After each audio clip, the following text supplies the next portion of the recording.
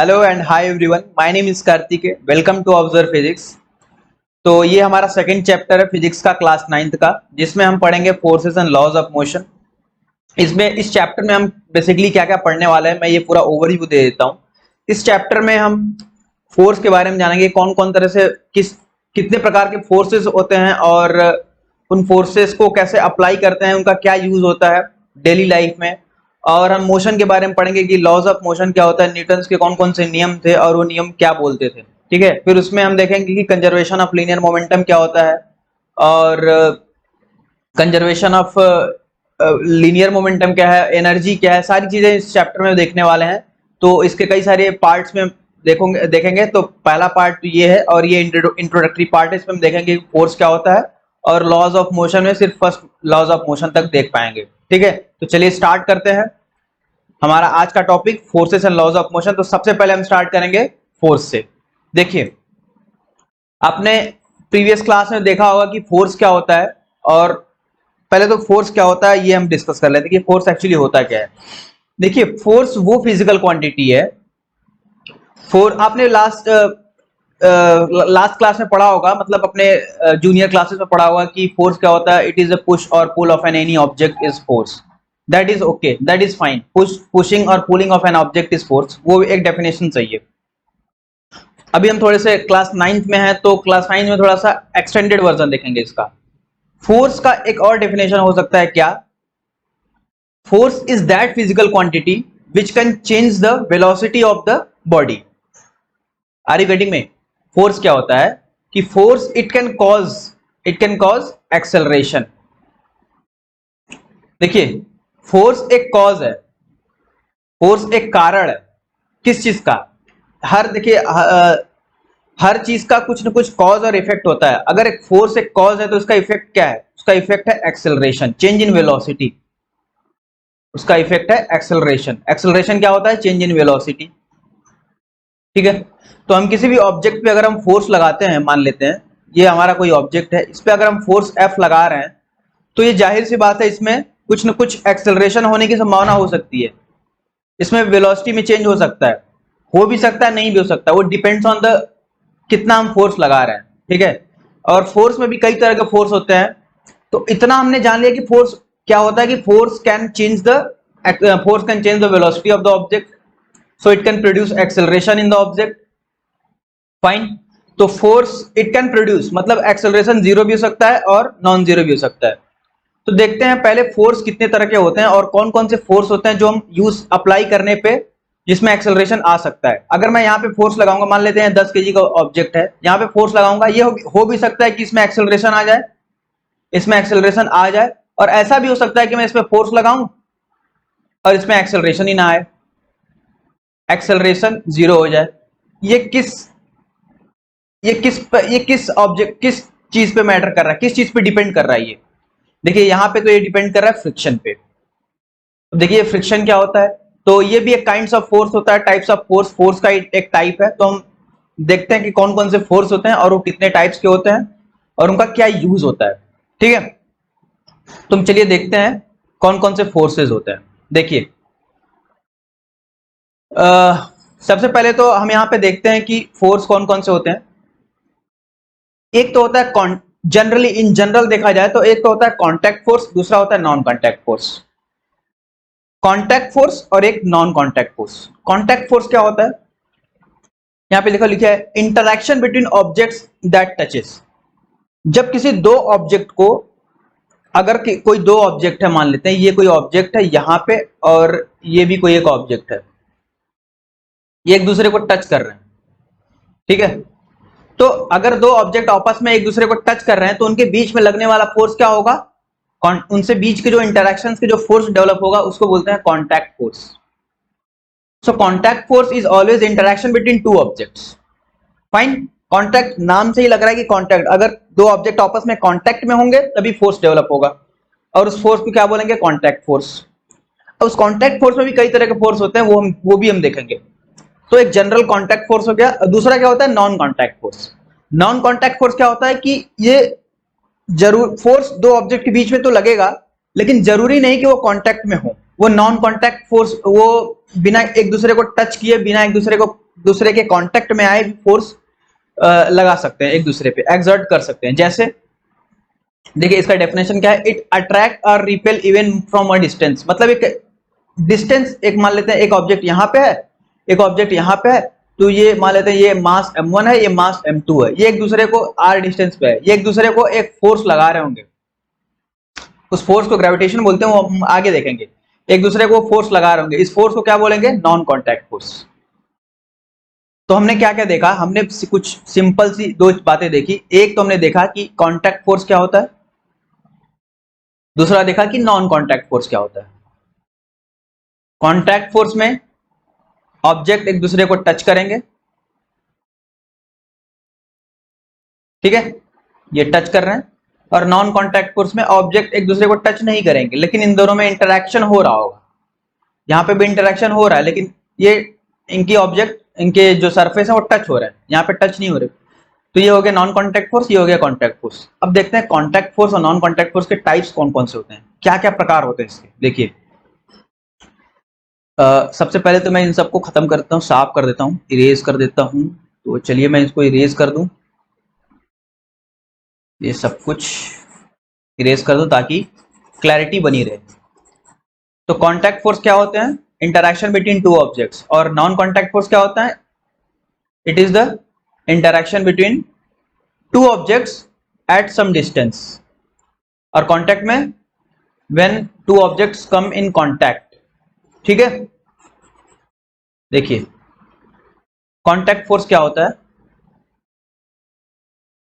देखिए contact force में कौन कौन से टाइप होता है। एक होता है अप्लाइड फोर्स, दूसरा होता है स्प्रिंग फोर्स, तीसरा होता है drag force, frictional force, normal force, tension force.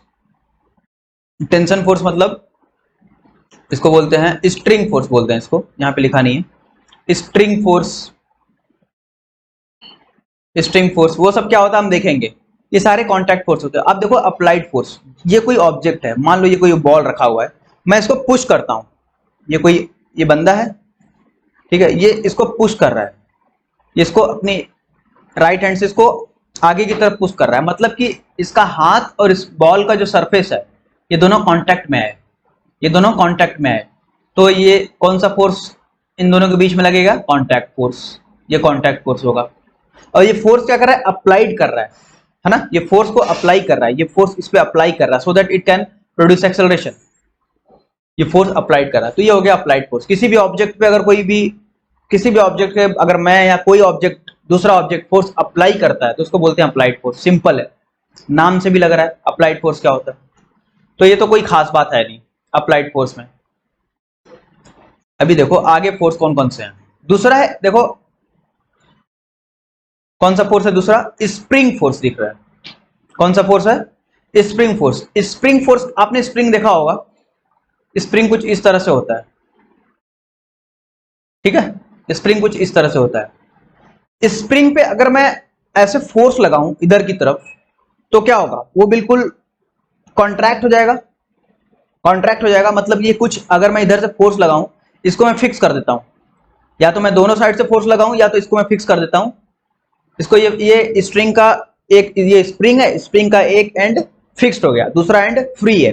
तो फ्री वाले, ये अगर ये मान लेते हैं ये स्प्रिंग है, ठीक है, और इसमें मैं, ये स्प्रिंग है मान लो, ये फॉर एग्जांपल मान लो स्प्रिंग है, यहाँ इसको मैंने फिक्स कर दिया, इस एंड को, दूसरे को मैं फिक्स इधर फोर्स लगा रहा हूं अंदर की तरफ, अंदर की तरफ फोर्स लगाऊंगा तो क्या होगा, सिंपली ये होगा क्या, ये स्प्रिंग थोड़ा ऐसे हो जाएगा,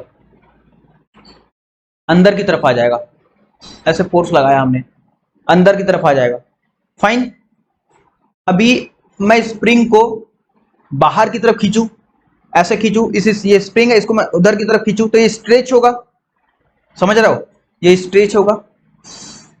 स्ट्रेच होके कैसा, किस शेप में आ जाएगा, यानी ये अपना शेप चेंज कर लिया।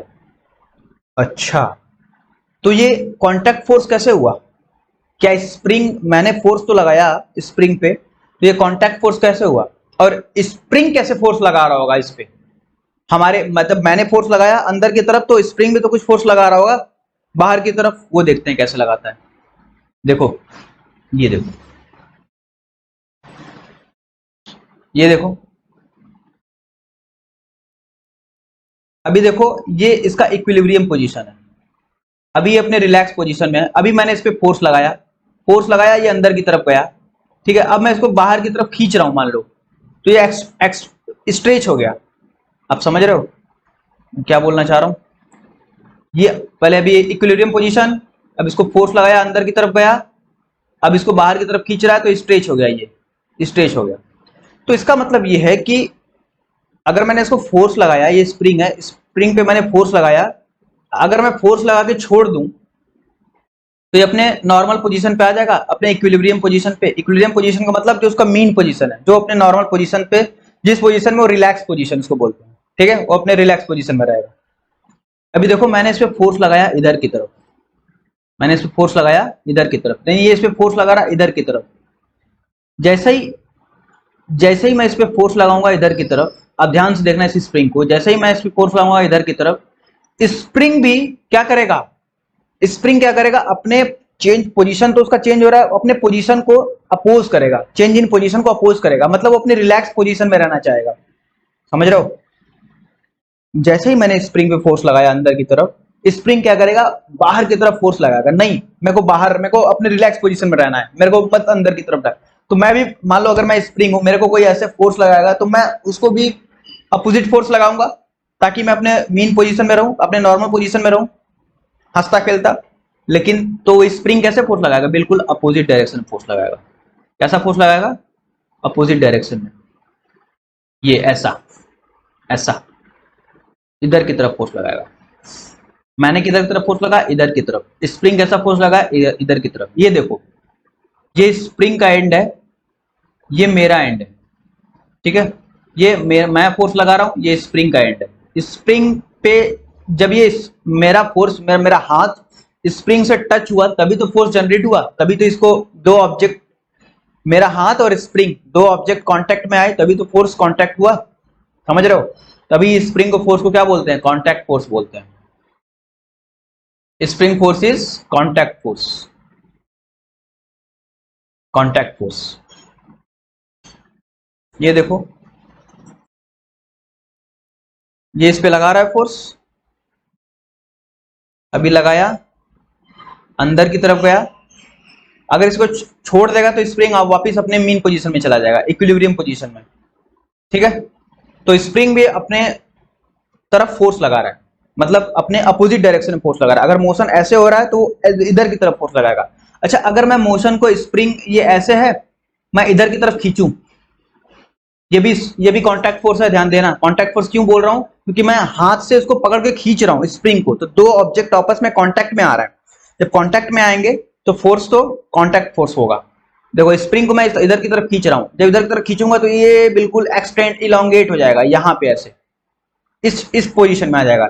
लेकिन जैसे ही मैं छोड़ दूंगा स्प्रिंग को छोड़ूंगा तो वो अपने किस पोजीशन में आ जाएगा, इस पोजीशन में आ जाएगा, नॉर्मल पोजीशन में आ जाएगा। क्यों? क्योंकि फोर्स, स्प्रिंग भी अपनी तरफ एक फोर्स लगा रहा होगा।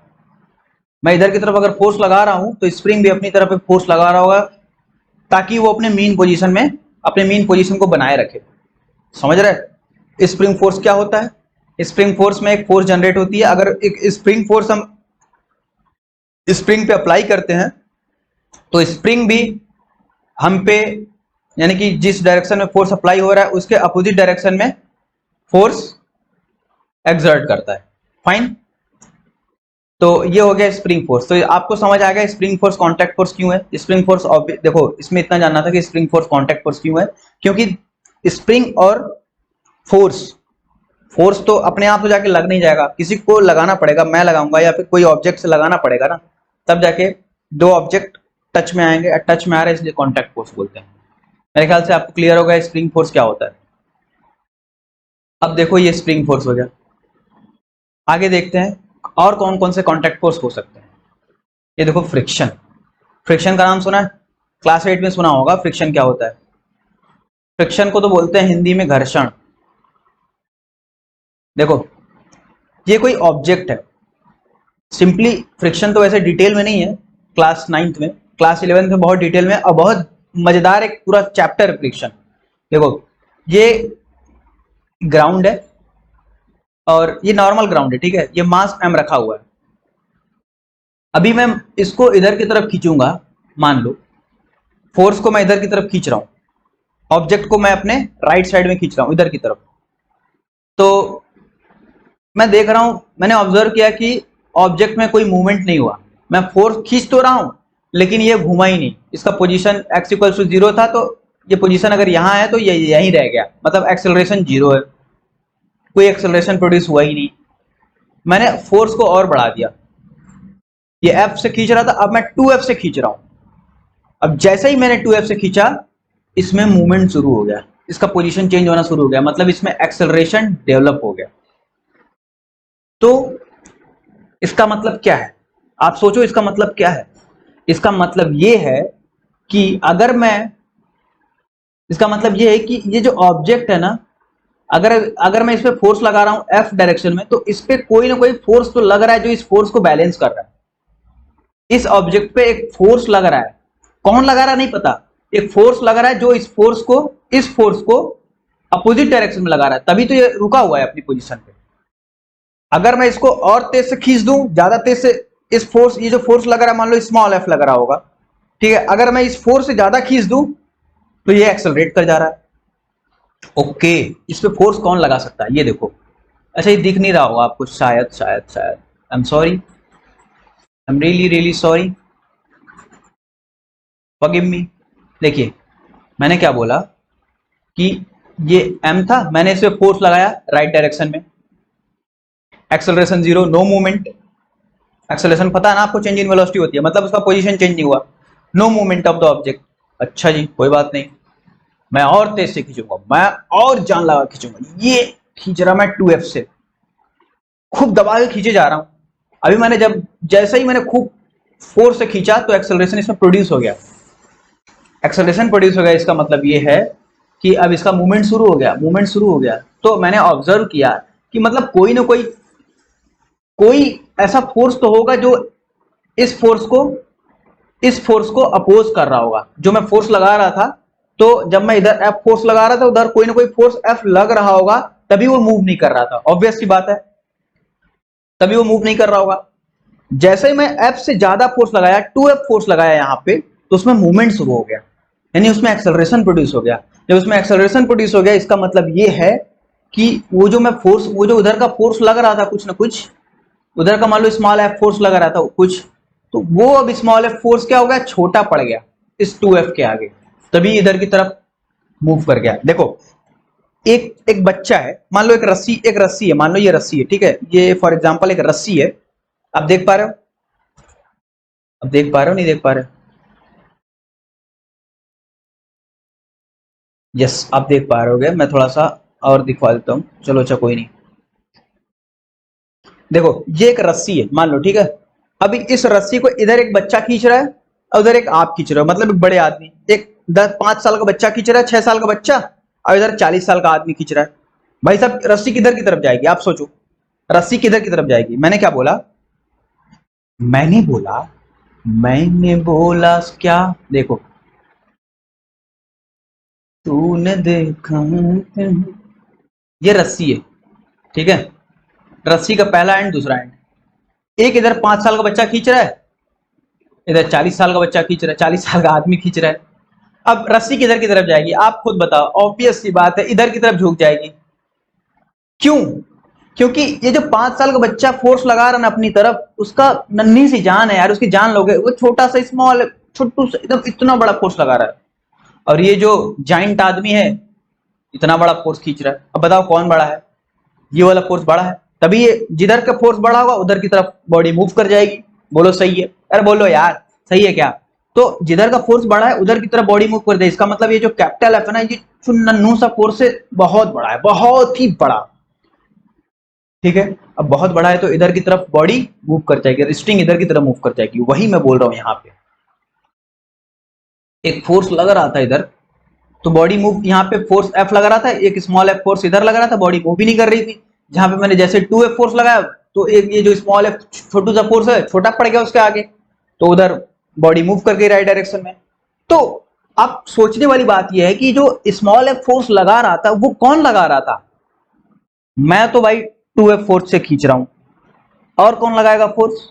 और फोर्स कोई लगा नहीं रहा था, और कोई जादुई शक्ति उसको खींच नहीं रही थी। खींच कौन रहा था? ये किसके कांटेक्ट में है ये बताओ? ये किसके कांटेक्ट में है? ये किसके कांटेक्ट में है? ये ग्राउंड के कांटेक्ट में है। ये किसके कांटेक्ट में है? ग्राउंड के। इसका मतलब ये है कि ग्राउंड भी इस पे कुछ ना कुछ फोर्स लगा रहा है, और वो जो ग्राउंड जो इस पे फोर्स लगा रहा है वो कौन सा फोर्स है? कांटेक्ट है कि नॉन कांटेक्ट? कांटेक्ट फोर्स है। कांटेक्ट फोर्स क्यों? क्योंकि ग्राउंड और ऑब्जेक्ट दोनों एक दूसरे को टच कर रहे हैं, एक दूसरे को टच कर रहे हैं। ग्राउंड और ऑब्जेक्ट एक दूसरे को टच कर रहे हैं। देखो, ये ग्राउंड हो गया, ये ऑब्जेक्ट हो गया, एक दूसरे को टच कर रहे हैं। तो यानी कि ग्राउंड इसमें कुछ ना कुछ फोर्स लगा रहा है। वो फोर्स क्या कहलाता है? वही फोर्स हमारा फ्रिक्शन कहलाता है। क्या कहलाता है? फ्रिक्शन कहलाता है। बोलो समझ में आ गया क्या? बोलो समझ में आ गया क्या? देखो, इधर मैंने फोर्स लगाया 2F, तो ये गाड़ी मूव कर गई, बॉडी मूव कर गई। और इधर मैंने लगाया फ्रिक्शन फोर्स, इधर तो मैं तो लगा नहीं रहा हूं, ये तो ग्राउंड फोर्स लगा रहा है। ग्राउंड फोर्स लगा रहा है फ्रिक्शन फोर्स। इसी फ्रिक्शन को क्या बोलते हैं? Contact force. मेरे ख्याल से फ्रिक्शन का कॉन्सेप्ट तो बिल्कुल क्लियर हो गया होगा, क्रिस्टली क्लियर। ठीक है, अब वो फोर्स क्या होता है फ्रिक्शन को डिटेल में तो मैं बता सकता हूं, बट वो आपके सिलेबस में है नहीं, बट मैं फिर भी बता देता हूं क्योंकि मेरा मन नहीं मानेगा। मैं तो बताऊंगा, मैं तो बताऊंगा, मैं तो बताऊंगा जी। ओके, देखो, fair enough, fair enough, fair enough, fair enough, fair enough, fair enough, fair enough. ये देखो, बड़ा सा ग्राउंड है, नॉर्मल सरफेस ग्राउंड है। ग्राउंड में ऐसा तो है नहीं, ग्राउंड बिल्कुल स्मूथ तो है नहीं। जब भी आपने सड़क देखा होगा तो सड़क कैसा होता है? स्मूथ तो होता नहीं। ऐसा तो है नहीं कि आप स्कीड करके तो फिसलते चले जाओगे, ऐसा है नहीं, रुक जाओगे। तो ग्राउंड एक मैंने फोर्स लगाया एफ इधर की तरफ, वही अपना प्रीवियस केस लेते हैं। तो ग्राउंड भी इस पे कुछ लगाएगा friction, small F. Okay okay okay. अभी मैंने लगाया इस पे दूसरे केस में 1 पॉइंट एफ। ठीक है, फिर ग्राउंड लगाया इस पे कितना? एफ डैश लगाया होगा मान लो कुछ, F R dash. Okay okay okay. अभी मैंने इस पे लगा दिया, कितना लगा दिया? 2F लगा दिया। अभी भी इसका एक्सेलरेशन कितना है? 0 है, नो मूवमेंट। इसका भी कितना है? 0 है, नो मूवमेंट। अभी किसका इसका एक्सेलरेशन आ गया? इस पे कुछ लगा होगा कितना? F R double dash. Fine. अब देखो, ये जो फ्रिक्शन है ना, ये क्या कर रहा है? फ्रिक्शन फोर्स की प्रॉपर्टी क्या बोल रही है? फ्रिक्शन फोर्स ये कहना चाह रहा है कि ये जो अपोजिट, ये जो फोर्स लग रहा है ना, जो मैं फोर्स अप्लाई कर रहा हूं, ये एफ, ये जो फोर्स मैं अप्लाई कर रहा हूं, ये फ्रिक्शन उसको अपोज करने की कोशिश कर रहा है। फ्रिक्शन उसको अपोज करने की कोशिश कर रहा है। इसका मतलब यह है कि इसके और इसके में, इस ऑब्जेक्ट में और ग्राउंड में जो मोशन होने जा रहा है, ये ग्राउंड है, ये ग्राउंड है, और ये ऑब्जेक्ट है। मान लो ये ऑब्जेक्ट है, इसमें जो मोशन होने जा रहा है ना, इसको रोकने की कोशिश कर रहा है फ्रिक्शन। मतलब कि ये रिलेटिव मोशन को रोकने की कोशिश कर रहा है। जब ये रिलेटिव मोशन को रोकेगा तो तो इसका इसका काम ही है, इसका प्रॉपर्टी है। तो इसका काम भाई, इसका जिंदगी में आना, दुनिया में आना स्वार्थ हो जाएगा, मतलब स्वार्थी, क्या बोलते हैं, सार्थक हो जाएगा। ठीक है, मतलब वर्दी रहेगा ये लाइफ में आना। लेकिन अगर ये इसको रोक नहीं पाएगा, ये कितना, कब तक रोकेगा? आखिर आखिर ये कब तक रोकेगा? मैंने एक फोर्स लगाया एफ, देखो ये फोर्स लगाया मैंने ऑब्जेक्ट की तरफ एफ। फ्रिक्शन क्या करेगा? ओए रोक, मैं तेरे को रोक लूंगा। रोक लिया भाई साहब इसमें। ठीक है ठीक है, डर गया ये एफ, सैम सैम आ गया। कोई नहीं, ठीक है ठीक है, कोई बात नहीं कोई बात नहीं। मैं फ्रिक्शन, फ्रिक्शन भाई साहब ठीक है, रहने दो, मैं नहीं घूमूंगा, ऑब्जेक्ट को मैं नहीं मूव कराऊंगा। ठीक है, फिर ये जाता है अपने बड़े भाई को बुलाता है 1 पॉइंट एफ को। अब जब ये 1 पॉइंट एफ आता है उसके साथ, बोलता है मैं इसको रिमूव करके दिखाऊंगा ऑब्जेक्ट को। फिर वो खुद खींचता है ऑब्जेक्ट को इस अपनी तरफ। फ्रिक्शन बोलता है अबे रुक, तेरे से ज्यादा ताकतवर हूं मैं, अब भी नहीं मूव करूंगा। अब भी नहीं मूव किया ये,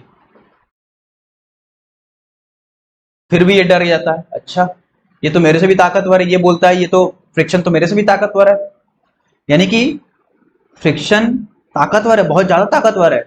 तो मैं ये अपने बड़े भाई को बुलाता है, ये 2F आता है, बोलता है अब मैं तेरे को मूव करके दिखाऊंगा। जैसे वो 2F फोर्स अपनी तरफ लगाता है और इसमें मूवमेंट शुरू हो जाता है, यानी वो अपनी मैक्सिमम फोर्स लगा देता है। फ्रिक्शन अपनी, अभी देखो बच्चा आया था, पहले केस में बच्चा आया था फोर्स लगाने, तो फ्रिक्शन बोला अरे चल तू बच्चा है, तेरे लिए बहुत थोड़ा फोर्स लगाऊंगा।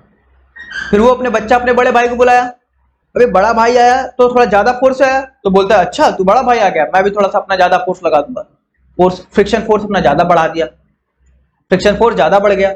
अभी वो उसका बाप आ गया, उसका भी बड़ा भाई आ गया, तो बोलता है अच्छा ये तो उससे भी बड़ा बाप है, तो बोलता है अच्छा मैं तो अब अपनी लिमिट्स ज्यादा पुश तो कर नहीं सकता, मैं मैक्सिमम तक जाऊंगा बस अपने। तो मैक्सिमम जितना लगा सकता है वो अपना लगाएगा, फिर उसके बाद अगर वो नहीं लगा पाएगा तो बॉडी एक्सेलरेट कर जाएगी। तो इसका मतलब ये कंक्लूजन निकल सकता है कि जो फ्रिक्शन फोर्स होता है ना वो एडजस्टिंग होता है। Friction force is what is adjusting,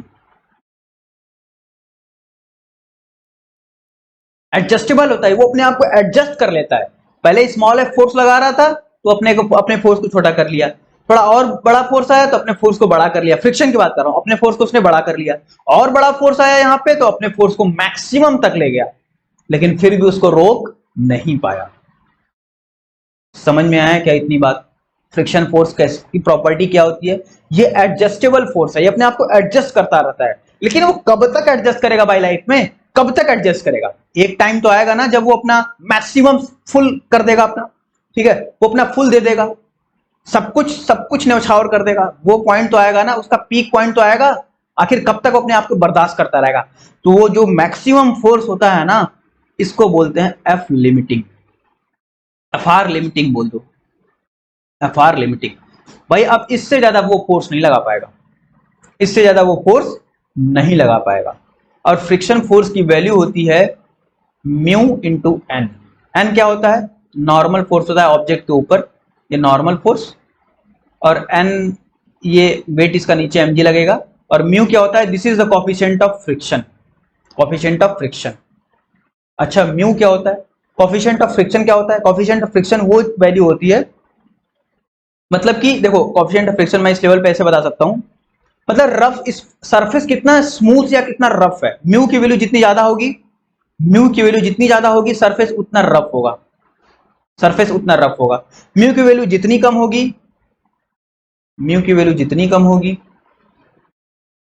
coefficient of friction जितना कम होगा स्मूथ होगा सरफेस, सरफेस उतना स्मूथ होगा।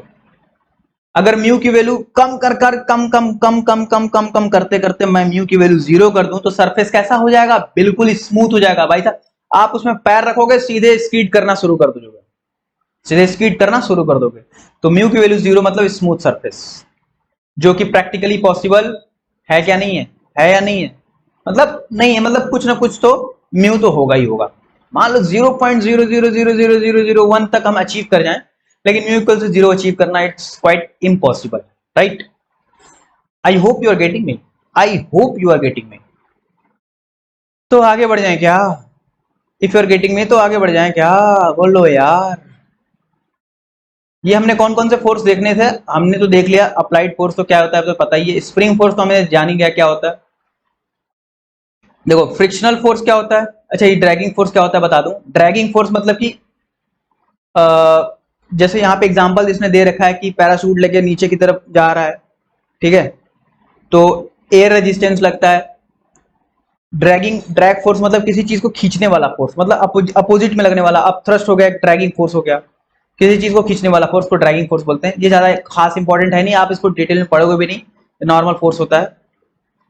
फ्रिक्शन फोर्स हो गया, मतलब जो जो आप पढ़ने वाले हो इन नेक्स्ट क्लास में, हायर क्लास, तो वो मैं बता रहा हूँ। एक तो स्प्रिंग फोर्स को आप बहुत डिटेल में पढ़ोगे, ये स्प्रिंग फोर्स पूरा एक चैप्टर है, और फ्रिक्शनल फोर्स भी एक पूरा चैप्टर है।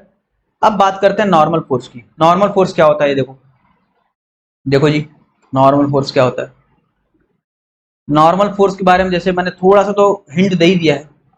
ये ऑब्जेक्ट एम है, ये ब्लॉक रखा हुआ है सरफेस पे, सरफेस स्मूथ है या रफ? मान लेते हैं सरफेस कोई सा भी, उसे की फर्क पैंदा, अच्छा, ये ऑब्जेक्ट को मैं अगर सरफेस पे रख दूंगा किसी भी, अगर मैं ऑब्जेक्ट को यहां से हाथ में मतलब लिया हूं, तो उसमें एक तो फोर्स हमेशा लगेगा। कौन सा फोर्स? उसका नेचुरल। कौन सा फोर्स? जी। जी बोलते हैं इसको, mg, gravitational force. X, gravitational force. Earth एक ग्रेविटेशनल फोर्स से नीचे की तरफ अपने आप को, अपने ऑब्जेक्ट को, हर ऑब्जेक्ट को खींच रही होती है, अट्रैक्ट कर रही होती है, ठीक है। तो एक mg तो नीचे लगेगा हमेशा। और नॉर्मल फोर्स को क्या होता है? नॉर्मल फोर्स होता है, इसको हम देखेंगे अभी। नॉर्मल फोर्स क्या होता है? नॉर्मल फोर्स हमेशा नॉर्मल लगता है। किसके नॉर्मल? ऑब्जेक्ट के, सरफेस के परपेंडिकुलर, सरफेस के परपेंडिकुलर लगता है नॉर्मल फोर्स, ठीक है।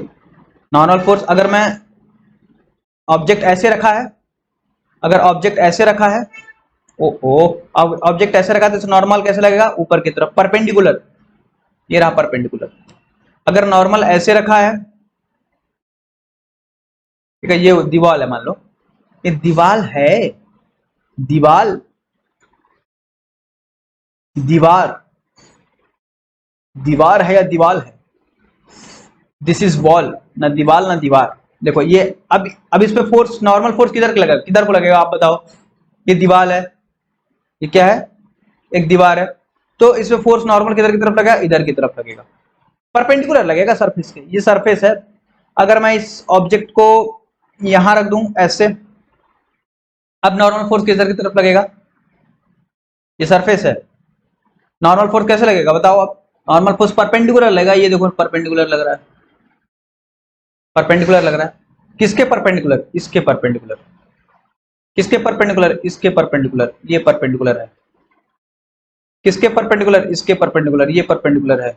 किसके परपेंडिकुलर? इसके परपेंडिकुलर। ये देखो परपेंडिकुलर है। दिख रहा नहीं दिख रहा? दिख रहा होगा। बोलो क्लियर है? Normal force, normal force always normal to the surface, fine. अरे अच्छा, नॉर्मल फोर्स कांटेक्ट फोर्स होता है नहीं होता है, ये भी तो बताना है ना। देखो, ये तो ऑब्वियसली कांटेक्ट फोर्स होगा तभी नॉर्मल फोर्स लगेगा। अभी मैं बोलूं, ये ऑब्जेक्ट हवा में है, इस पे कोई नॉर्मल लग रहा है क्या? भाई ये किसी भी फोर्स लगाएगा तभी इस पे कोई नॉर्मल फोर्स लगाएगा ना। तो normal force is always a contact force. अगर नॉर्मल जीरो है मतलब कांटेक्ट ही नहीं है। देखो देखो देखो देखो देखो ध्यान से, एक बाउल है, ये ऑब्जेक्ट रखा हुआ है, बीड रखा हुआ है, बीड, बीड नहीं, बीड बीड। इस पे नॉर्मल फोर्स किधर की तरफ लग रहा होगा? बिल्कुल नॉर्मल इसके। ये हो गया नॉर्मल फोर्स। अच्छा, यहाँ पे नॉर्मल फोर्स कहाँ पे लगेगा? यहाँ पे नॉर्मल ऐसे लगेगा, नॉर्मल होगा, क्योंकि अगर इसका रेडियस है तो इसके नॉर्मल ही आएगा। मान लो इसका ये रेडियस है तो इसके नॉर्मल आएगा। यहाँ मैं पूछूं तो नॉर्मल किधर लगेगा? ये रहा, इधर की तरफ लगेगा। अभी मैं पूछूं यहाँ पे नॉर्मल कहाँ पे? तो इधर। अभी पूछूं यहाँ पे नॉर्मल कहाँ पे? यहाँ पे तो नॉर्मल लगेगा। ये तो नीचे गिरने लगा, ये तो हवा में उड़ गया, वो कॉन्टैक्ट ही छूट गया। कॉन्टैक्ट छूट गया तो नॉर्मल क्या हो जाएगा? शून्य। शून्य की प्राप्ति हो जाएगी इसको फिर से, ठीक है। तो नॉर्मल फोर्स तो आपको क्लियर हो गया होगा होता क्या। अब देखो नॉन कांटेक्ट फोर्स में क्या होता है। इतनी सारी चीजें आपको तो नेक्स्ट क्लास में भी पढ़नी है जब आप 11th में जाओगे। तो देखो नॉन कांटेक्ट फोर्स क्या होता है। नॉन कांटेक्ट फोर्स तो हमने बता दिया कि जब भी ऑब्जेक्ट में कोई इंटरेक्शन, अब इंटरेक्शन तो होगा लेकिन उसमें कोई टच या फिर उसको टच वच कांटेक्ट में नहीं आएंगे, नॉन कांटेक्ट में नहीं रहेंगे। जैसे एक मैग्नेटिक फोर्स का बारे में आपने सुना होगा। मैग्नेटिक फोर्स क्या होता है? मैग्नेटिक फोर्स क्या होता है? मैग्नेट, अच्छा दो ऑब्जेक्ट, दो मैग्नेट को ले लेते हैं, अच्छा इसको ऐसे टच कराते हैं, अच्छा चिपक जाता है। दूर कभी कभी तो ऐसे ऐसे ऐसे ऐसे करता है, टच, आपस में टच ही नहीं होता, ऐसा लगता है कुछ चल रहा है। भाई वो रिपल कर रहा होता है। अट्रैक्ट कर लेगा तो आराम से हो जाएगा, रिपल करेगा तो ऐसे रिपल करता रहेगा। इलेक्ट्रिक फोर्स क्या होता है? इलेक्ट्रिक फोर्स बताता हूं मैं क्या होता है। ग्रेविटेशनल फोर्स तो आप जानते ही हो। ग्रेविटेशनल फोर्स देखो क्या होता है। ग्रेविटेशनल फोर्स क्या होता है? ये देखो, ये देखो, ये ग्राउंड है, ये ऑब्जेक्ट है, ऑब्जेक्ट को एच हाइट पे रखा गया है। इस एच हाइट को, मैं ऑब्जेक्ट को एच हाइट पे ले गया, वहां पे ऐसे ले जाके छोड़ दिया, ऐसे ले जाके छोड़ दिया नीचे की तरफ, नीचे की तरफ छोड़ दिया। तो ये नीचे की तरफ क्यों गया? नीचे की तरफ क्यों गया? क्यों गया नीचे की तरफ? ऊपर की तरफ क्यों नहीं गया? क्योंकि क्योंकि क्योंकि ये जो ग्राउंड है ना, ये जो अर्थ है ना, अर्थ, इस पे फोर्स लगा रही है, अपनी तरफ खींच रही है क्या इसको, इसको अपनी तरफ खींच रही है, आजा आजा धरती माता अपनी तरफ बुला रही है इसको, आजा समा जा, धरती में समा जा तू। लेकिन ये भी क्या है, मासूम सा बच्चा है और ये धरती माता की गोद में समा जाता है। देखो तो अच्छा ये ठीक है, मासूम सा बच्चा। अगर मैं एक बड़ा बॉल को फेंकूं ऊपर ले जाके, मैं बड़े बॉल को, बहुत बड़ा मतलब करीब 100 किलो का बॉल ले लेता हूं और ये नीचे की तरफ बुलाती फेंकता हूं, क्या तब भी ये बुला लेंगे क्या, धरती माता तब भी बुला लेंगे आजा आजा? हाँ, तो अर्थ ऑलवेज अट्रैक्ट्स, अर्थ क्या होता है, ऑलवेज अट्रैक्ट्स द बॉडी। अब बॉडी को अपनी तरफ अट्रैक्ट करता है, वो कौन सा फोर्स होता है, वो कौन सा फोर्स होता है बोलो, उसी को फोर्स को बोलते हैं ग्रेविटेशनल फोर्स। जिस फोर्स से वो अपनी तरफ अट्रैक्ट करता, that force is known as gravitational force, that force is known as gravitational force. Gravitational force मतलब कि अर्थ अपनी तरफ ऑब्जेक्ट को अट्रैक्ट करता है। क्या ये एक दूसरे को टच करना है? नहीं, टच तो करेंगे जब ये गिर जाएंगे, नीचे आ जाएंगे तभी टच करेंगे। अभी इन पे कोई कांटेक्ट नहीं है, अभी देख रहे हो ये एच हाइट पे है, अभी भी इनमें कोई कांटेक्ट नहीं है, बट स्टिल इसमें एक फोर्स लग रहा है, स्टिल ऑब्जेक्ट पे फोर्स लगाया जा रहा है बाय अर्थ, ताकि वो नीचे की तरफ आ जाए। उस फोर्स को क्या बोलते हैं, gravitational force. Hence gravitational force is what, non contact force. Are you waiting me? समझ आया क्या gravitational force non contact force क्यों होता है, बोलो। अच्छा ओके ओके ओके ओके माना, ओके फाइन।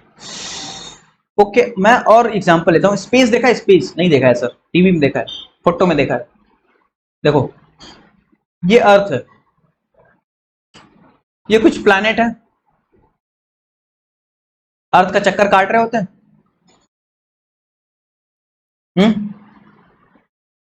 ठीक है, और ये अर्थ, ये प्लैनेट उधर क्यों नहीं चला जाता, भाग क्यों नहीं जाता, या अंदर कोलैप्स क्यों नहीं कर जाता? The reason behind this, earth is exerting a force that is called the gravitational force। Earth एक ग्रेविटेशनल पुल अपनी तरफ खींच रहा है, अट्रैक्ट कर रहा है, और जिसकी वजह से ये एक सर्कुलर मोशन में, सर्कुलर ऑर्बिट में ये रोटेट कर पा रहा है प्लैनेट। ठीक है, तो देखो अर्थ और प्लैनेट में काफी दूरियां, बहुत दूरियां, कई लाइट ईयर की दूरियां हैं, बट स्टिल एक फोर्स लगा रहा है अर्थ अपनी तरफ। तो इसमें कोई कांटेक्ट नहीं है, बट स्टिल फोर्स लगा रहा है। इसका मतलब ये है कि वो अर्थ ग्रेविटेशनल फोर्स जो है एक नॉन कांटेक्ट फोर्स है। सिंपल सी बात है, आपको समझ आ गया होगा। तो ग्रेविटेशनल फोर्स के बारे में हमने देख लिया। अभी क्या रह गया, एक तो मैग्नेटिक फोर्स हो गया, एक इलेक्ट्रिक फोर्स। चलो देख लेते हैं, ग्रेविटेशनल फोर्स के बारे में हमने देख लिया है। इलेक्ट्रोस्टैटिक फोर्स और मैग्नेटिक फोर्स। ये देखो इलेक्ट्रिक, ये क्या, ये तो देखा होगा ना, ये जो पेन को या कंघी को बाल में रगड़ के ऐसे पेपर को टच कराना, तो पेपर क्या होता है, अट्रैक्ट होता है। ये हो रहा है ना, ये हो रहा नहीं हो रहा? अरे बोलो यार, ये हो रहा है ना, ये देखो अट्रैक्शन हो रही है, प्रॉपर अट्रैक्शन हो रही है। कॉम को लिया, कॉम को ऐसे घिसने के बाद पेपर्स को अट्रैक्ट हो रहा है। इसका मतलब ये है कि अच्छा अट्रैक्ट हो रहा है, मतलब ये देखो कंघी यहाँ है, कंघी यहाँ है, पेपर यहाँ है, फिर भी अट्रैक्शन होने जा रहा है, मतलब हो रहा है, फिर भी अट्रैक्शन हो रहा है, मतलब इनमें कोई कांटेक्ट नहीं है, बट स्टिल एक फोर्स लग रहा है। उस फोर्स को क्या बोलते हैं, इलेक्ट्रोस्टैटिक फोर्स। उस फोर्स को क्या बोलते हैं, electrostatic force. And from this conclusion we can say that electrostatic force is a non contact force। देखो ये क्या होता है एक्चुअली, जब इसको हम घिसते हैं ना, ये चार्ज बॉडी बन जाती है। मान लो चार्ज हो गई Q1, और ये जो पेपर नीचे रखा हुआ है ना, ये दूसरी चार्ज है, अपोजिट साइन की होती है। जैसे हमने इसको, अगर मान लो ये पॉजिटिव चार्ज है, अगर मान लो ये नेगेटिवली चार्ज है, ठीक है, तो हमने जब घिसा ऐसे तो ये पॉजिटिवली चार्ज हो गया, कंघी क्या है, पॉजिटिवली चार्ज हो गया। अब मैं उसको अपनी तरफ, अभी पॉजिटिव चार्ज हो गया, मान लो एक कंघी हो गया कॉम, और ये पेपर हो गया, और पेपर कौन सा चार्ज है, -Q2 चार्ज है। तो इन दोनों में एक अट्रैक्शन होगा, आपको पता है ना, opposite poles always what attract each other. तो इन दोनों में एक अट्रैक्शन होगा। अब इन दोनों में अट्रैक्शन कुछ डिस्टेंस पर रहेगा तब भी हो जाएगा, पास आएंगे तब भी होगा, दूर रहेंगे तब भी हो जाएगा। तो मान लो एक r डिस्टेंस पे है, तो इनमें एक इंटरेक्शन हो रहा है, दो चार्जों में एक इंटरेक्शन हो रहा है, तभी तो अट्रैक्ट होकर पास में आ जा रहा है, उनके बीच का डिस्टेंस 0 हो जा रहा है। देखो पेपर चिपक जा रहा है बिल्कुल कंघी में। तो इसका मतलब ये है कि इन दोनों में इंटरेक्शन हो रहा है। इसका मतलब ये है कि इलेक्ट्रोस्टैटिक फोर्स क्या होता है कि एक नॉन कॉन्टैक्ट फोर्स है। इसका मतलब ये भी है कि इलेक्ट्रोस्टैटिक फोर्स एक नॉन कॉन्टैक्ट फोर्स है। अच्छा, इन दोनों में एक फोर्स इंटरेक्शन होता है, इस फोर्स को क्या बोलते हैं पता है? इलेक्ट्रोस्टैटिक फोर्स इसको बोलते हैं। और इस फोर्स की क्या बोलते हैं? उसमें फोर्स का होता है, फॉर्मूला बन जाता है के Q1 Q2 by are square. ये आप 12th में देखोगे इलेक्ट्रोडायनेमिक्स में, इलेक्ट्रोस्टैटिक में, और फिर इलेक्ट्रोडायनेमिक्स पढ़ोगे उस पे, उसमें देखो F इक्वल्स टू के Q1 Q2 by are square. जब दो चार्ज आपस में रखे हुए हैं, चाहे वो पॉजिटिव हो नेगेटिव, से कोई फर्क नहीं पड़ता, अगर दो चार्ज हैं एट सम डिस्टेंस तो उनमें एक इंटरेक्शन डेवलप होगा, उस इंटरेक्शन को इलेक्ट्रोस्टैटिक फोर्स बोलते हैं। और उसकी यूनिट तो न्यूटन फोर्स की होती है, और उसका जो फॉर्मूला होता है के Q1 Q2 by are square. ठीक है? अरे ठीक है क्या? देखो इलेक्ट्रोस्टैटिक फोर्स क्या होगा, ये तो हो गया, हमें पता हो गया। और दूसरा हमें क्या जानना था? Magnetic force. अच्छा, मैग्नेटिक फोर्स को जानने से पहले और भी कुछ फोर्स है। ये देखो स्ट्रिंग फोर्स हमारा रह गया था। स्ट्रिंग फोर्स क्या था, क्या होता है? Tension force. ये बताओ आप, कांटेक्ट होता है कि नॉन कांटेक्ट? पहले ये बताओ, कांटेक्ट है या नॉन कांटेक्ट है? अब सोच के बताओ, सोचो फिर बोलो, सोच के देखो, सोच के देखना, सोच के देख लो या देख के सोचो, तुम्हारी मर्जी, तेरी मर्जी। कांटेक्ट और नॉन कांटेक्ट है। ये देखो, ये स्ट्रिंग है। अच्छा, स्ट्रिंग को मैं ऐसे खुला रख दूं, ऐसे खुला रख दूं हवा में, बिल्कुल जादू की तरफ हवा में रख दूं, तो उसमें कोई फोर्स जनरेट होगा? नहीं होगा ना, नहीं होगा। अगर मैं, ये स्ट्रिंग है, ठीक है, ये स्ट्रिंग है, ये स्ट्रिंग ले लिया हमने, इसको फिक्स कर दिया ऐसे, ये स्ट्रिंग ऐसे ले लिया, ये स्प्रिंग नहीं है, ये स्ट्रिंग है, ये स्ट्रिंग है, ठीक है, ये दूसरा एंड है। अभी मैं इसको, अब इस पे कोई फोर्स नहीं लग रहा, ये नॉर्मल है, तो अपने लूज पोजीशन में है, ये भी लूज है। अभी मैं इसको पकड़ता हूं, इस वाले एंड को, इस वाले एंड को मैं पकड़ता हूं, पकड़ के खींचता हूं अपनी तरफ। ओके, पकड़ के खींचूंगा तो उसमें वो स्ट्रिंग आप देखोगे बहुत टाइट हो जाएगी। बहुत टाइट का मतलब कि उसमें स्ट्रेन डेवलप हो जाएगा, मतलब एक टेंशन डेवलप हो जाएगा। टेंशन मतलब तनाव, तनाव, बिल्कुल टेंशन पूरा। आप देखते हो टेंशन में आदमी कितना टाइट हो जाता है, दिमाग टाइट हो जाता है, कुछ काम ही नहीं करता। तो वही स्प्रिंग के साथ जो होता है, आप कभी खींच के देखना इसको, बहुत दुख में आ जाता है, बहुत तनाव में आ जाता है, तो आप स्प्रिंग इधर की तरफ खींचोगे तो टेंशन डेवलप हो जाएगा। अच्छा, वो टेंशन पहले क्यों नहीं डेवलप हो रहा था? पहले क्यों नहीं टेंशन डेवलप हो रहा था? ओके, पहले क्यों नहीं डेवलप हो रहा? सोचने वाली बात है। अबे सोचने वाली बात नहीं है, देखोगे ना, जैसे ही आप पकड़ के खींचोगे उसमें, मतलब कि आपने फोर्स लगाया, मतलब कि आपने वर्क किया, आपने कुछ ना कुछ फोर्स लगाया दूसरे एंड पे, तब जाके वो इसमें स्ट्रेन डेवलप हुआ, इसमें टेंशन डेवलप हुआ। इसका मतलब ये है कि जो टेंशन फोर्स है, यानी वो जो स्प्रिंग फोर्स है, वो एक कांटेक्ट फोर्स है।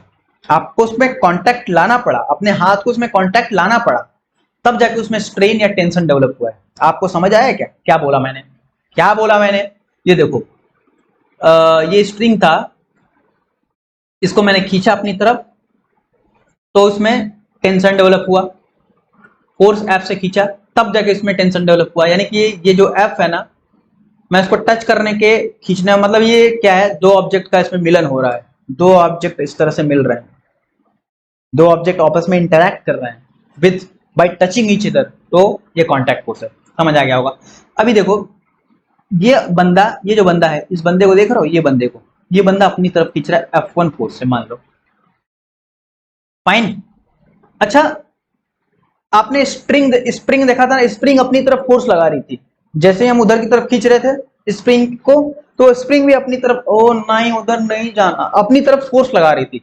तो इसी तरह सेम काम करता है स्ट्रिंग भी, रस्सी भी। तो रस्सी भी अपनी तरफ फोर्स लगाती है, रस्सी भी अपनी तरफ फोर्स लगाती है, इसको बोलते हैं टेंशन। क्या बोलते हैं? टेंशन।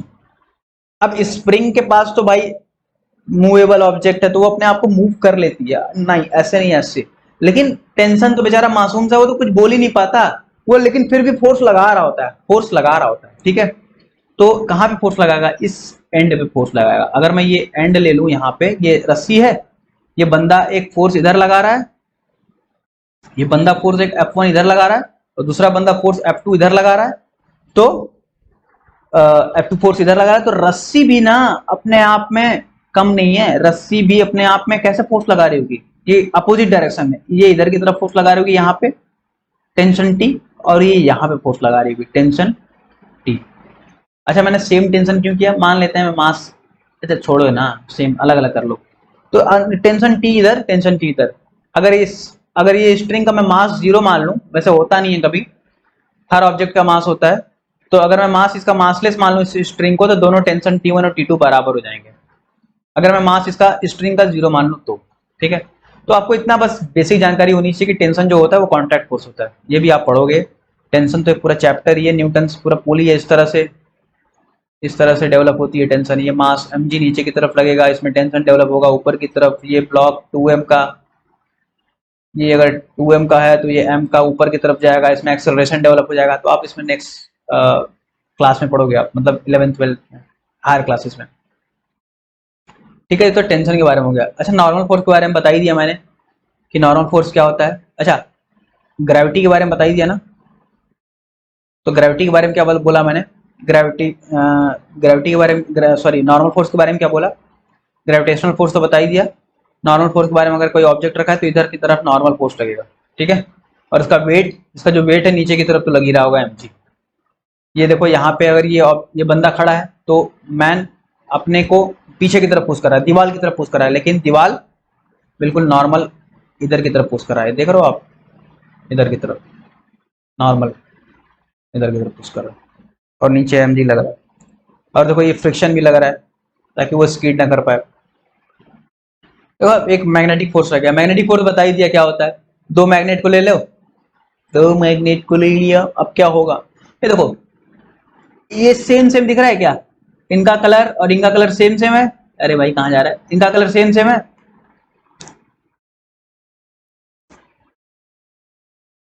रुक जा बाबा रुक जा, नहीं रुकेगा, ये सेम सेम कलर है तो एक दूसरे को रिपेल कर रहे हैं, देख रहे हो आप, लेकिन टच नहीं कर रहा है, देखो यहाँ पे टच नहीं हो रहा है, लेकिन फिर भी इंटरक्शन, टच नहीं हो रहा है फिर भी इंटरक्शन हो रहा है, मतलब मैग्नेटिक फोर्स क्या है, नॉन इंटरैक्ट, मतलब नॉन कांटेक्ट फोर्स है, रिपल्सिव मैग्नेटिक फोर्स। अगर यहाँ पे ये ले लो और ये ले लो, अगर ये रेड होता और ये रेड है तो क्या करेंगे, एक दूसरे को रिपल करेंगे, दूर दूर जाएंगे। अगर मैं इसको, ये व्हाइट है ये रेड है, ये व्हाइट है ये रेड है, ये दूसरे क्या करेंगे, अट्रैक्ट करेंगे, पास पास आएंगे, पास पास आएंगे, अट्रैक्शन होगा। लाइक पोल क्या करते हैं, repel each other, unlike pole attract each other. I hope आपको इतनी बातें समझ आ गई होगी।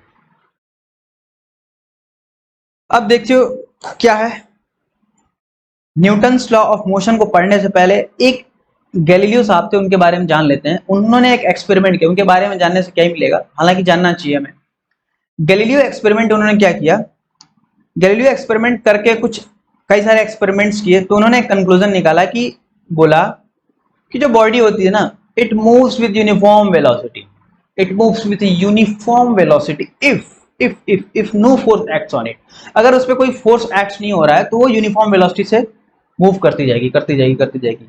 ये कंक्लूजन कहाँ से बोल दिया उन्होंने, कैसे बोल दिया, कुछ एक्सपेरिमेंट्स किया होगा, कुछ बातें बोली होंगी, तभी वो आया होगा। देखो कैसे किया, उन्होंने एक इंक्लाइंड प्लेन लिया, उन्होंने क्या लिया, एक इंक्लाइंड प्लेन लिया, इंक्लाइंड प्लेन नहीं दिख रहा क्या, कोई बात नहीं, इंक्लाइंड प्लेन दिखा देते हैं।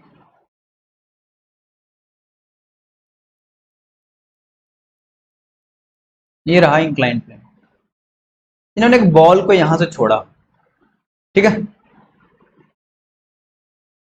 तो मान लेते हैं यहाँ की वेलोसिटी v1 है, यहां से इस तरह v1 वेलोसिटी से नीचे की तरफ छोड़ा, और यहाँ पे वेलोसिटी नीचे की तरफ आया v2,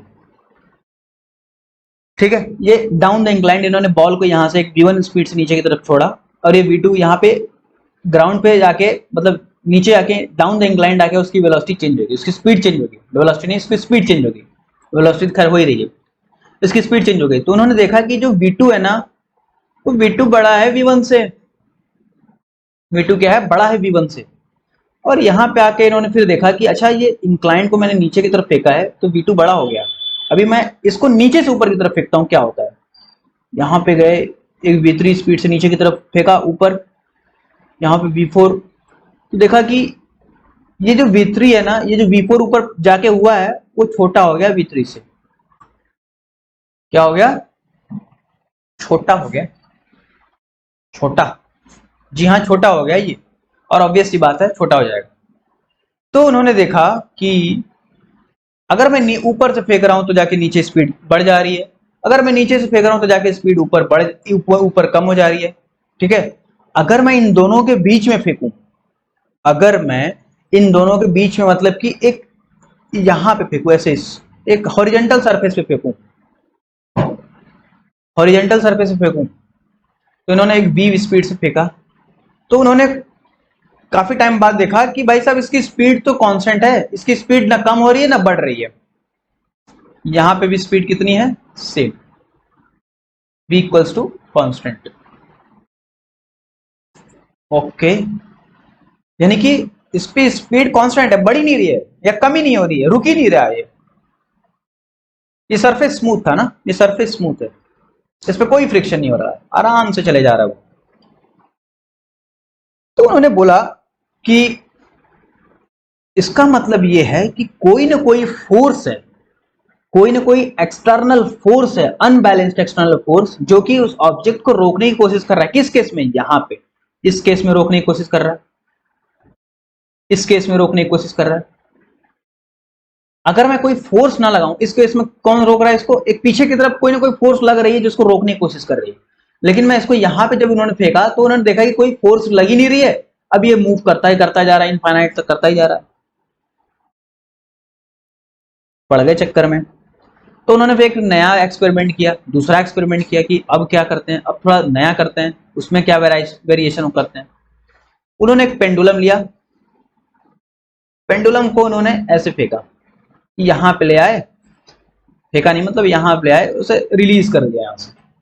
पेंडुलम यहाँ पे ले आया ऐसे, तब मीन नॉर्मल पोजीशन पे था, मीन पोजीशन पे यहाँ पे ले आया ऐसे, यहाँ पे गया इस तरह से, ऐसे ऐसे करता रहा करता रहा करता रहा। इन्होंने देखा कि जब यहाँ पे जिस हाइट पे यहाँ पे छोड़े थे, जिस हाइट से यहाँ पे छोड़े थे वो सेम हाइट पे जा रहा है, वो हाइट दोनों की सेम है यहाँ, और ये इनफाइनाइट इनफाइनाइट टाइम तक करता रहा करता रहा करता रहा, मतलब वो वैक्यूम है, मतलब बिल्कुल समझ लो वो करता रहा।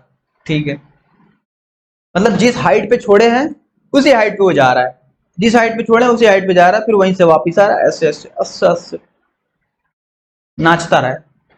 अच्छा, अभी उन्होंने क्या सोचा कि मैं क्यों ना एक बाउल में करूं, देखूं उसमें क्या होता है। तो उन्होंने एक बाउल लिया, ठीक है, कटोरा, कटोरा भाई समझते ही होगे।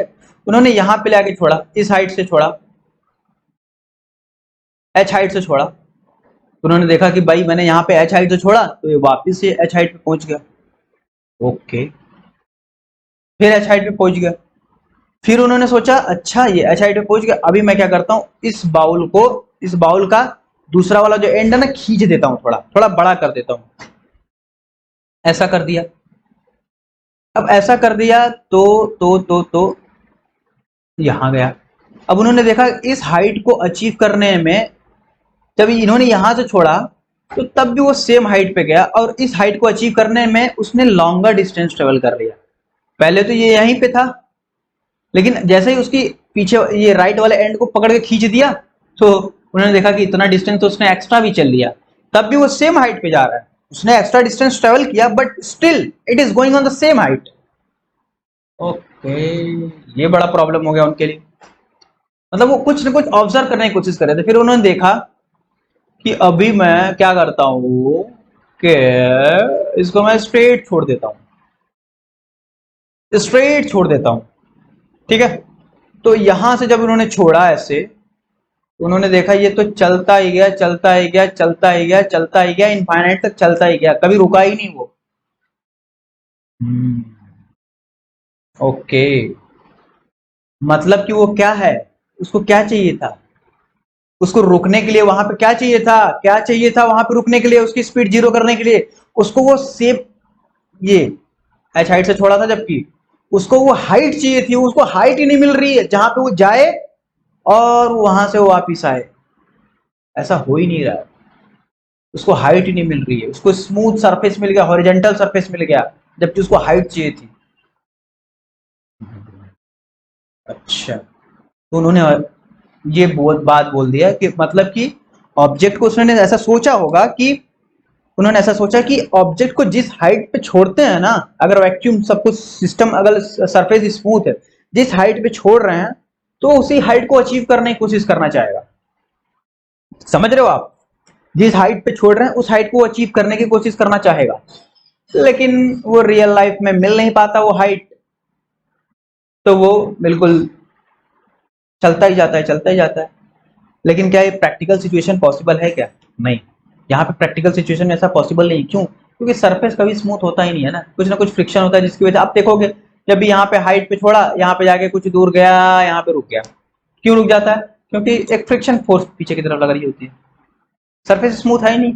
अगर सरफेस स्मूथ हो जाती है, सरफेस अगर स्मूथ हो गई तो वो चलता ही जाएगा, चलता ही जाएगा। ठीक है, वो क्या करता रहेगा? चलता ही जाएगा। तो उन्होंने एक कंक्लूजन निकाला, कंक्लूजन ये निकाला कि अगर मैं किसी ऑब्जेक्ट को, a body moves with uniform velocity no force, अगर कोई उस पर फोर्स एक्ट नहीं हो रहा है, उस पर कोई फोर्स एक्शन नहीं हो रहा है, तो वो कहां तक जाएगा? वो इनफाइनाइट तक ट्रेवल करता ही जाएगा, उसमें कोई फोर्स नहीं हो रहा, उसमें कोई यूनिफॉर्म, वो अपने यूनिफॉर्म वेलोसिटी से ट्रेवल करता ही जाएगा, अपने यूनिफॉर्म वेलोसिटी से ट्रेवल करता ही जाएगा। तो अच्छा, ये बात बोल दिया उन्होंने। तो तुरंत आते हैं न्यूटन भाई साहब। न्यूटन भाई साहब ने आर्किमिडीज साहब को समझा, और फिर उन्होंने एक अपनी थ्योरी, अपना दिमाग लगा के उन्होंने बोल दिया कि, एक स्टेटमेंट बोल दिया, a body at rest will remain at rest, a body will rest, a body at rest will remain at rest, and a body in motion will remain in uniform motion. Uniform motion, इस बात को underline कर लेना। Uniform motion मैं क्यों बोल रहा हूं? Uniform motion, uniform motion, unless acted upon by N unbalanced force. मतलब उन्होंने बोल दिया, न्यूटन साहब ने कंक्लूड कर दिया कि कोई ऑब्जेक्ट हमेशा वो अपने, अगर वो रेस्ट में है तो वो रेस्ट में रहेगी, जब तक कि उस पर कोई अनबैलेंस्ड एक्सटर्नल फोर्स ना लगे। अगर कोई ऑब्जेक्ट मूव कर रहा है तो वो मूव करती रहेगी जब तक कि उस पर अनबैलेंस्ड एक्सटर्नल फोर्स ना लगे। ठीक है, अनबैलेंस्ड एक्सटर्नल फोर्स ना लगे। अगर ये मोशन कर रहा है तो ये यूनिफॉर्म मोशन करता रहेगा। यूनिफॉर्म मोशन, यूनिफॉर्म मोशन मतलब वो कांस्टेंट स्पीड से ट्रेवल करता रहेगा, कांस्टेंट स्पीड से, कांस्टेंट स्पीड से ट्रेवल करता रहेगा जब तक कि उस पर कोई अनबैलेंस्ड एक्सटर्नल फोर्स ना लगे। ये हो गया न्यूटन्स का पहला नियम, और उन्होंने इस बात को बोल दिया कि ये है भाई मेरा पहला नियम। अच्छा, अच्छा, उस पर अगर मैं अनबैलेंस्ड फोर्स लगा दूं तो क्या होगा? रुक जाएगा, ऑब्वियस सी बात है। अगर कोई रेस्ट पे है तो रेस्ट पे ही रहेगा, लेकिन मैं एक एफ फोर्स इधर की तरफ लगा दूं तो मोशन में आ जाएगा वो, उसमें एक्सेलरेशन प्रोड्यूस हो जाएगा। अच्छा, इसमें इस केस में एक्सेलरेशन क्या होगा? इस केस में कांस्टेंट स्पीड है तो एक्सेलरेशन जीरो हो जाएगा, एक्सेलरेशन का मैग्नीट्यूड जीरो हो जाएगा ना। यूनिफॉर्म मोशन है तो यूनिफॉर्म मोशन, उसमें यूनिफॉर्म मोशन का मतलब है कि उसमें एक्सेलरेशन में भी कोई चेंज नहीं आएगा, वो कांस्टेंट स्पीड से ट्रेवल करता रहेगा। ठीक है, unless acted upon bye N unbalanced force. उन्होंने आर्किमिडीज को ही थोड़ा सा समझ बूझ के अपना तो दिमाग लगा के बोल दिया ये स्टेटमेंट। अच्छा, इसको हम लॉ ऑफ इनर्शिया भी बोलते हैं। न्यूटन के पहले नियम को हम लॉ ऑफ इनर्शिया बोलते हैं। लॉ ऑफ इनर्शिया क्यों बोलते हैं? इनर्शिया पहले क्या होता है? इनर्शिया देखो क्या होता है, एक ऑब्जेक्ट के अंदर एक खुद की एबिलिटी होती है कि अपने अपने अगेंस्ट हुए लगे हुए फोर्स को अपोज करना। जैसे जैसे मैं क्या बोल रहा हूं कि अगर ये मान लो कोई एक छोटा सा टेनिस बॉल है, फॉर एग्जांपल टेनिस बॉल का एग्जांपल लेते हैं। एक टेनिस बॉल है, इसको मैं किक करता हूं, इसको मैं पैर से, आप इसको किक करोगे ऐसे तो आसानी से बहुत दूर तक चली जाएगी। फाइन, बहुत दूर तक चली जाएगी बड़े आराम से। क्यों? क्योंकि इसका जो मास है, इसका जो द्रव्यमान मास है, इसका जो वेट है बहुत कम है, बहुत छोटा है, बहुत कम है, लेट से 100 ग्राम का है। लेकिन मैं बहुत स्मॉल फोर्स, हमको किक छोटा सा करना पड़ेगा, अगर मैं वो छोटा सा किक करूंगा एक बड़े से फुटबॉल को, तो क्या वो आगे की तरफ बढ़ेगी? नहीं बढ़ेगी। थोड़ा सा मुझे फोर्स लगाना पड़ेगा इस पे, मतलब कि फोर्स लगाना पड़ेगा, मतलब कि अगर मैं इस पे छोटे फोर्स पे, अगर मैं इस पे छोटा फोर्स लगाऊंगा इस फुटबॉल पे, तो आगे बढ़ेगा ही नहीं। मतलब ये अपने इनर्शिया कारण बैठा रहेगा, नहीं मैं नहीं जाऊंगा। फिर और थोड़ा फोर्स लगाया, नहीं मैं नहीं जाऊंगा। फिर थोड़ा और फोर्स लगाया, नहीं मैं नहीं जाऊंगा। खूब तेज से फोर्स लगा दिया, तुरंत वो भाग निकला यहां से। मतलब कि अपने आप को, अपने मोशन को अपोज कर रहा था, अपने मोशन को अपोज कर रहा था। मतलब इन जनरल हम बोल सकते हैं कि इसका मास तो ऑब्वियसली ज्यादा है, मास मान लेते हैं 2 kg का है, तो हम इन जनरल बोल सकते हैं कि जिसका मास ज्यादा होगा उसका इनर्शिया ज्यादा होगा, वो उतना अपोज करेगा, उतना ज्यादा अपोज करेगा, अपोज करेगा, एक्सेलरेशन को कम करने की कोशिश करेगा। ठीक है, एक्सेलरेशन को कम करने की कोशिश करेगा। ये हम आगे भी देखेंगे एक्सेलरेशन को कैसे कम करेगा। ये is equal to F by M, ये न्यूटन का सेकंड लॉ होता है। ये कैसे कम करेगा हम उसको सेकंड लॉ में देखेंगे, लेकिन अभी इनर्शिया के बारे में देख रहे हैं कि इनर्शिया क्या है, कि वो अपने आप अपने मोशन को अपोज करने की कोशिश कर रहे हैं। तो अच्छा, अभी मैं यहाँ पे एक पत्थर रख दूं, ये 2 kg का फुटबॉल है, चलो ठीक है, वो तो किक मार दिया कुछ फोर्स से।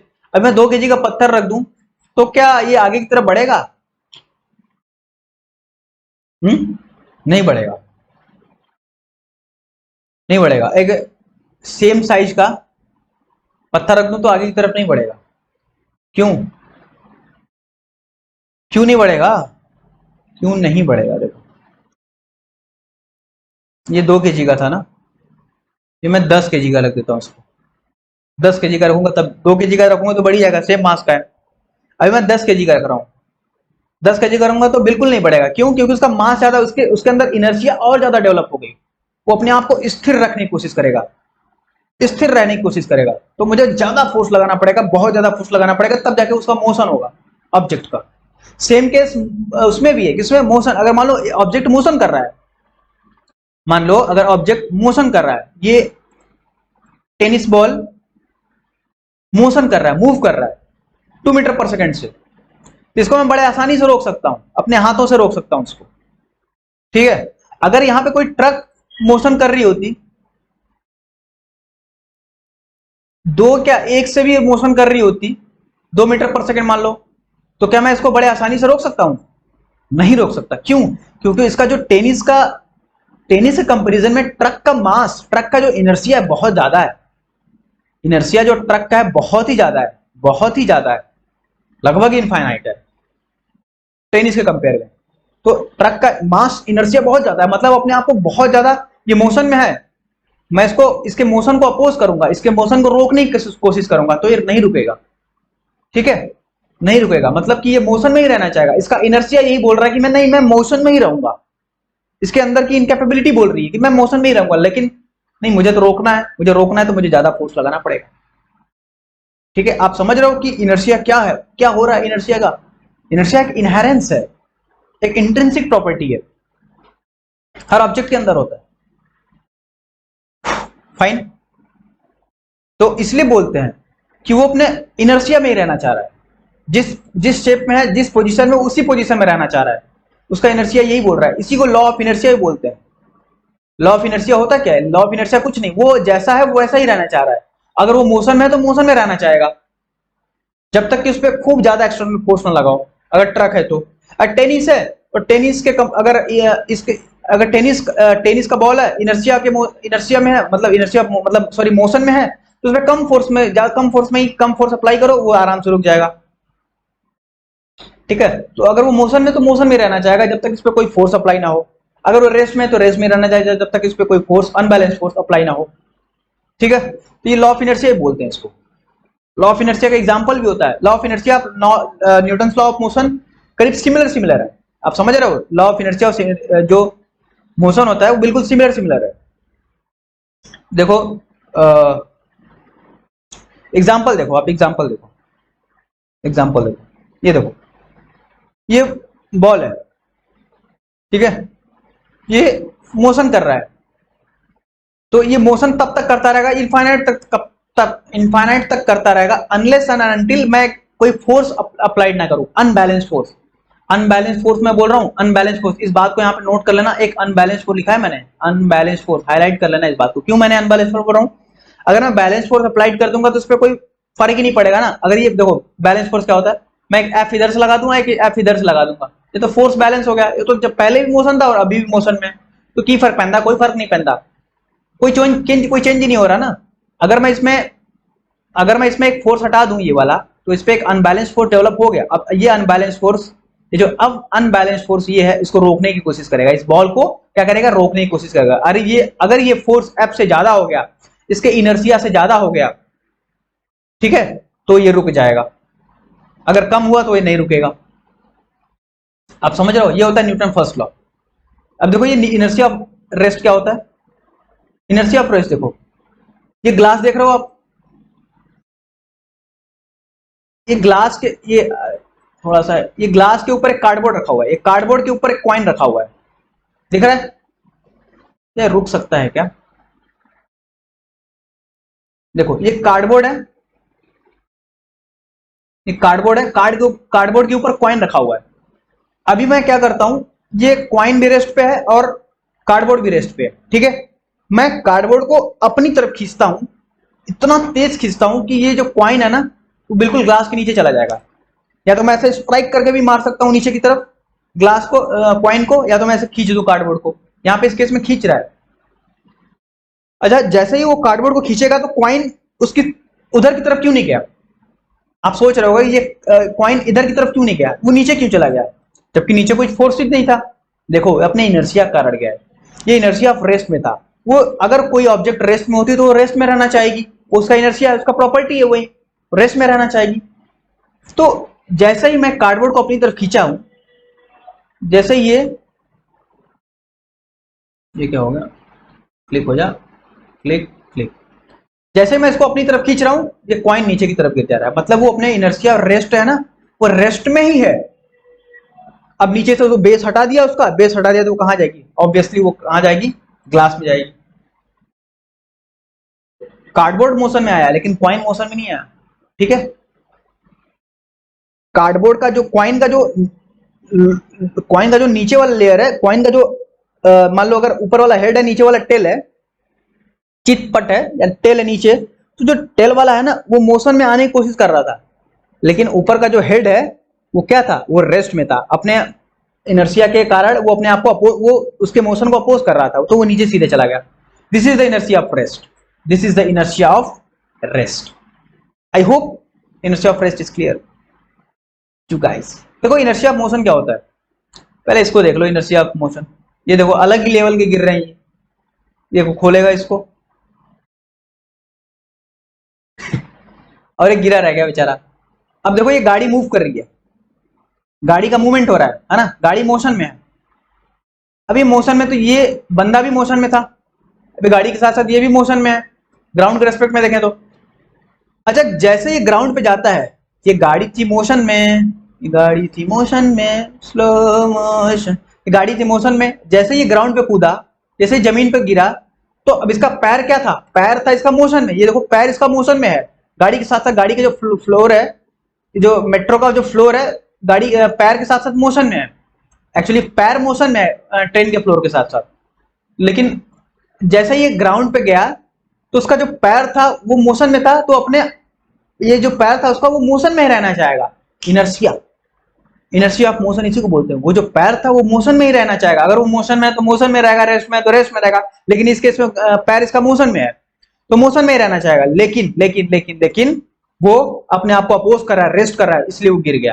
देखो जैसे ये गिरेगा, ये इधर की तरफ गिर रहा है, ये इधर की तरफ गिर रहा है। क्यों? क्योंकि उसकी पूरी बॉडी मोशन में आना चाह रही है, मोशन में आना चाह रही है, लेकिन उसका जो पैर का जो लोअर लेयर है जो ग्राउंड पे पड़ता है वो रेस्ट में आ जाता है। और लेकिन उसकी होल बॉडी अपर बॉडी कहाँ पे है, वो मोशन में है। तो जैसे ही वो जैसे वो जमीन पे गिरता है तो पैर, तो जब पैर का जो सरफेस है, जो फुट है, वो तो रेस्ट में आता है, लेकिन अपर बॉडी और अभी भी मोशन में ही है ना, अभी भी मोशन में ही है, मोशन में रहना चाहेगी, तो वो मोशन में रहना चाहेगी, लेकिन वो गिर जाती है। मोशन में तो आगे तरफ गाड़ी, उसका अपर शरीर आगे की तरफ भाग नहीं सकता, वो इसलिए वो गिर जाता है। ऐसे देखो गिर रहा है, ये इधर की तरफ गिरा है, इधर की तरफ नहीं गिरा है, ये इधर की तरफ गिरा है।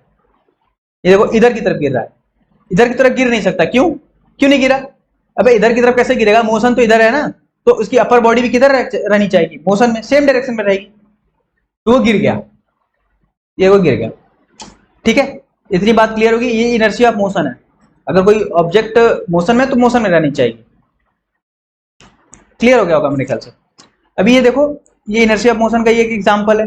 जैसे हम गाड़ी चला रहे होते हैं, गाड़ी चला रहे, जैसे ही ड्राइवर ब्रेक मारता है, मान लो हम पीछे बैठे हैं, जैसे ही ड्राइवर ब्रेक मारता है, वो हम आगे की तरफ जाते हैं, हम आगे की तरफ गिरते हैं। क्यों?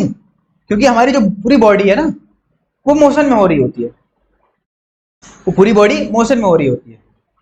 और जैसे ही ब्रेक मारते हैं, हम आगे की तरफ क्यों जाते हैं? क्योंकि हमारी जो बॉडी है वो मोशन में रहना चाह रही है। उसका अभी इसका टेंडेंसी हो गया कि वो मोशन में ही रहे। ठीक है, उसका टेंडेंसी हो गया बॉडी का मोशन में रहने का, लेकिन हम उसको अपोज कर रहे हैं, उसकी टेंडेंसी को अपोज कर रहे हैं। जब टेंडेंसी को अपोज करेंगे तो झटका तो आएगा ही, जर्क तो लगेगा ही। ठीक है, तो हम आगे की तरफ बढ़ जाते हैं। ऐसे ही जब गाड़ी को जैसे स्टार्ट करते हैं तो हम पीछे की तरफ भागते हैं। क्यों? हमारी जो जो पैर का जो लोअर लेयर है, लोअर सरफेस है, वो ग्राउंड पे है, सॉरी वो बस के ग्राउंड पे है और वो रेस्ट पे है। तो जैसे ही बस स्टार्ट होती है तो पैर का जो जो लोअर लेयर है वो किस पे आता है? किस पे आता है? मोशन में आ जाता है। वो मोशन में आ जाता है तुरंत जैसे मोशन में आता है, लेकिन अपर बॉडी तो अभी भी रेस्ट में है, अपर बॉडी अभी भी रेस्ट में है, तो वो रेस्ट में ही रहना चाहिए, इसलिए हम पीछे की तरफ जाते हैं। वो अपने पोजीशन पे ही रहना चाहिए, इसलिए हम पीछे की तरफ जाते हैं। लेकिन हमारी अपर जो लोअर लेयर है वो आगे की तरफ बढ़ जाती है, और पीछे वाली हमारा जो अपर शरीर है वो पीछे की तरफ चला जाता है, तो हमें जर्क लगता है, पीछे की तरफ गिर जाते हैं। जब गाड़ी स्टार्ट करते हैं, जब गाड़ी ब्रेक मारते हैं तो हम आगे की तरफ जाते हैं। तो इसको इनर्शिया ऑफ मोशन बोलते हैं। इसी को बोलते हैं Newton first law of motion. इसी को क्या बोलते हैं? Newton first law of motion and law of inertia भी बोलते हैं। तो आई होप ये आपको पूरा होल सिनेरियो क्लियर हो गया होगा, बिल्कुल क्रिस्टली क्लियर हो गया होगा क्या होता है लॉ ऑफ इनर्शिया, क्या होता है इनर्शिया ऑफ मोशन, और सारे फोर्सेस क्लियर हो गए, पूरे डिटेल में बता दिया मैंने। इससे ज्यादा डिटेल में तो क्या ही बता सकता हूँ। सो आई होप ये आपको सब कुछ क्लियर हो गया होगा। Thank you so much for watching and wish you all the best.